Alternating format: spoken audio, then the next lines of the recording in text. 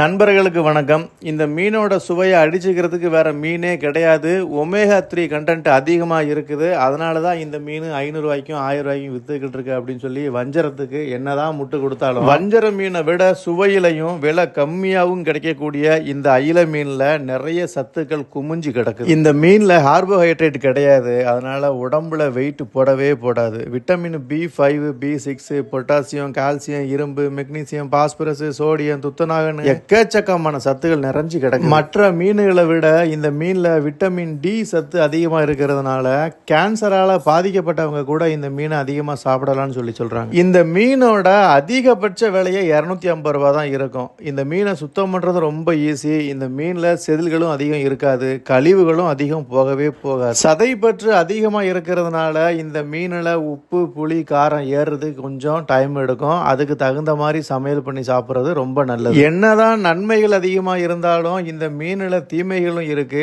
மீன் allergy இருக்கிறவங்க இந்த மீனை அவாய்ட் பண்றது ரொம்ப நல்லது. வஞ்சர மீனில் இருக்கக்கூடிய ஒமேகா 3 அமிலம் இந்த மீன்லையும் அதிகமாக இருக்கு. இந்த ஒமேகா 3 நம்ம உணவுல சேர்த்துக்கிறதுனால மன அழுத்தம், மன இறுக்கம், அது இல்லாமல் கண்ணு, காது சம்பந்தமான பிரச்சனைகளுக்கு நல்ல தீர்வு இந்த அயில மீன்ல அதிகமாகவே இருக்கு. எல்லாத்தையும் கேட்டுவிட்டு கடைசியில் அண்ணனுக்கு ஒரு ஊத்தாப்பம் அப்படின்னு போனீங்கன்னா நஷ்டம் உங்களுக்கு தான். உங்க ஊர்ல இந்த மீனோட விலைவாசி என்னன்னு சொல்லுங்க.